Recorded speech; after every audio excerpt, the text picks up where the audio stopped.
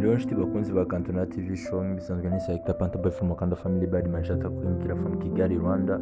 Iyi ni Kantona TV show, bisanzwe musaba ko bakora subscribe, utarakora subscribe nanagushima ko subscribe ni by'agaciro kugira collection na comment usangiza abandi biganiro. Uyu munsi nongeye kugarukira mu kiganiro cya Deep Dives Show, aho tugiye kugenda tugaruka ku makuru agiye atandukanye hirya no hino, twinjiramo tunayasesengura mu buryo burambuye. Amakuru yacu nta tugiye kuyahera kuri couple imaze iminsi iri kubica bigacika, nubwo bagenda bavuga yuko ari inshuti magara. Nabandi mvuga ni Nyambo na Titi Brown, aho imitoma ikomeje kuvuza ubuhuha hagati yabo bombi. Imitoma ikomeje guca ibintu ku mbuga nkoranyambaga hagati ya Nyambo na Titi Brown, nubwo bagaragaza cyangwa se bagenda bavuga yuko ari inshuti bisanzwe bagerageza guhisha amarangamutima yabo. Nyamara imitoma ikomeje guca ibintu ku mbuga nkoranyambaga, nayo ubwayo ikurikiye uruhererekane rw'amashusho n'amafoto ya Titi Brown na Nyambo. Muri iyi minsi bakunze kugaragara bari kugirana ibihe byiza cyane. Aba bombi bakunze guhakana ko bakundana, bagahamya ko ari inshuti magara. Icyakora ibyo bavuga iyo bageze mu itangazamakuru bigatandukana nyine n'akari ku mutima gasesekara ku munwa iyo babwirana amagambo aryoshye ku mbuga nkoranyambaga. Ibi n'ahandi babisanga, ni ukuvuga ngo ugenda iyo ugiye ugasura Instagram zabo urabibona amagambo bagenda bandikirana babinyujije ku mbuga nkoranyambaga zabo. Nyambo wifurizaga isabukuru y'amavuko Titi Brown mu magambo aryohereye amatwi, yamwibukije ko uretse kuba amukunda n'umubyeyi we akunda uyu musore. Ati, isabukuru nziza y'amavuko nkoramutima yanjye n'iby'ibihe byose. Uyu munsi ndagukeza nishimira umuntu wagatangaza uri we.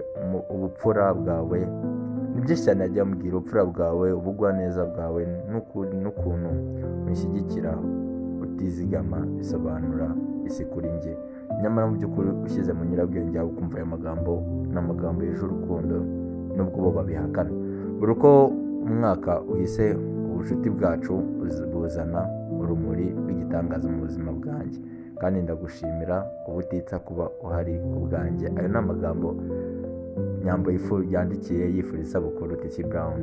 Uyu mukobwa yakomeje agira ati, ni wowe mutuzo umfasha gucururuka mu burakari, kandi buri gihe ujye wibuka ko ari wowe muntu nitaho kurusha abandi.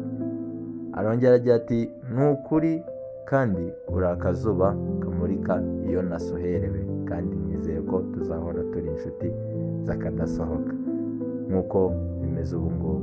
Shabesto, ndabizi ko twahuye n'ibigeragezo n'ingorane, kandi ko buri wese yagiye ahaba ku bwa mugenzi we. Amagambo ntazigera abasha gusobanura ukuntu wazanye ibyishimo mu buzima bwanjye. Mu nyandiko ndende Nyambo yandikiye Titi Brown, yakomeje amwibutsa mu buzima bwe ko ari uw'ingenzi. Ati, ntukeneye ko harinda kubaho umunsi udasanzwe kuri wowe kugira ngo nkunde nibuke ko uri umuntu w'ingenzi mu buzima bwanjye, kandi rwose ntegushema no kuba ndi somambike wawe. Aya magambo sinzi ma wowe uri kumva ikiganiro cyangwa se uri kureba ikiganiro ubasha kuyumva nayasobanukirwa. Yongera arakomeza agira ati, newe ishema n'urukundo ndetse n'ibitwenge. Aho kantu kumve, newe ishema n'urukundo ndetse n'ibitwenge bituranga mu buzima bwacu. Ese wakandikira umuntu w'inshuti magara ayo magambo mu by'ukuri? Arongera avuga ati, nerwa ishema n'ukuntu wiyubashye, ugira ikinyabupfura, uri umuhanga, uw'igikundiro. Aho kantu kumve, uw'igikundiro, kandi ubisakaza mu bantu ba hafi yawe, kandi wibuke ko Nyambo na Titi Brown ari bo bantu bahorana hafi.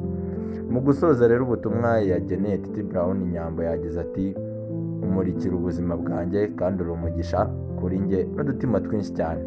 Rwose nta kibazo abatabyumva bo, ngo rwose nta kibazo abatabyumva bo baramutse bagufite nibwo babyumva. Besto arenzaho akantu ka best, aricyo kintu bahora batubwira ngo naba best.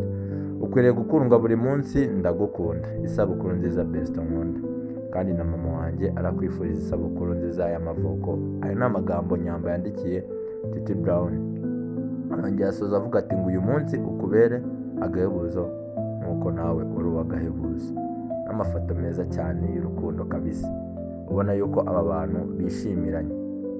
Titi Brown rero iyo bakomeje kugenda bagira icyo bimubazaho, nta kintu bivugaho, ahubwo arenzaho akantu ko kuvuga ngo turi inshuti bisanzwe, ibintu biri aho nyine. Ariko mu by'ukuri ukurikije uko ugenda ubibona n'ibiganiro bagenda bakora n'ahantu baba bari n'uburyo bitwaranaho, ni abantu bari mu rukundo. Iyi ni couple mu by'ukuri twebwe tugiye kuvuga, twavuga ko ni couple isa nkaho irenze nyine, irarenze, iri crush, ni crush couple ku ndimi z'amahanga, ni crush couple, ariko bo barabihakana nk'ibisanzwe. Amakuru yacu reka tuyasikomereze ku gusezerwa kwa nyuma kwa Dorimbogo. Nyiransengiyumva Valentine wamamaye nka Dorimbogo yasezweho bwa nyuma ashyingurwa mu karere ka Nyamasheke mu ntara y'Iburengerazuba aho yakomokaga. Uyu mukobwa witabye Imana kwa 27 Nyakanga 2024 azize uburwayi yasezweho nabo mu muryango we mu marira n'agahinda. Uyu mukobwa yashyinguwe mu murenge wa Kirimbi. Mu basezeye kuri uyu mukobwa harimo abana be b'abahungu barimo uw'imyaka 11 ndetse n'undi w'5 yasize. Abari basanzwe baziranye na Dorimbogo biganjemo abanyamakuru ndetse n'abandi bazwi muri sinema nka Ndimbati ndetse n'abandi. Akivanwa mu bitaro yajyanwe kwa musaza we mu rugo, ari naho abantu bamukundaga, inshuti ze ndetse n'abo mu muryango bamusezeyeho bari. Mu batanze ubuhamya ubwo umukobwa yasezerwagaho harimo Gakire Sam usanzwe uri umunyamakuru ku Rugendo Online TV wamubaye hafi kuva ataramenyekana kugeza mu minsi ya nyuma ye. Yavuze ko uyu mukobwa yari umuntu watanze ibyishimo kuri benshi, aho yagiraga ati ndashimira umuntu wese wabashije kugera hano. Valentine yari inshuti y'abantu benshi cyane mu itangazamakuru. Ni umuntu washimishije abantu cyane binyuze mu ndirimbo no mu biganiro yakoraga. Akomeza agira ati ni umuntu twamenyanye bivuye kuri Visi Meya ndetse wa Nyamasheke, ni umuntu wamuhuje nawe. Nyuma yaho nubwo twaje kuba inshuti magara cyane ko twasanze tuvuka mu karere kamwe, mufata nka mushiki wanjye. Twabanye mu rugendo rwiza, yaba mu biganiro twakoze cyangwa gutekereza uburyo twakiteza imbere. Fina warwaje mu bitaro Dorimbogo yavuze ko yamurwaje igihe kinini, ariko igihe kiragera nyine umuvandimwe wa Dorimbogo aza kumusimbura. Yavuze ko ubwo yari amugejeje ku bitaro bya Kibuye mu gihe cy'amasaha 3 gusa yahise yitaba Imana. Ariko kandi avuga ko ku bitaro bya Kibogora bamuhaye transferi imwerekeza ku bitaro bya Kibuye akabanza kunyura mu rugo. Uyu mubyeyi yavuze ko nta burangare umuryango wagize mu kwita ku mwana wabo nk'uko byagiye bivugwa. Yagaragaje ko abaganga bamuhaye transferi gusa uburwayi bugaragara ko burimo amayobera. Yakomeje avuga ko Dorimbogo nta kindi yazize uretse amarozi, aho yagiraga ati bamuhaye transferi kuko nyine babonaga uburwayi bwe ndetse babonaga burimo n'amayobera.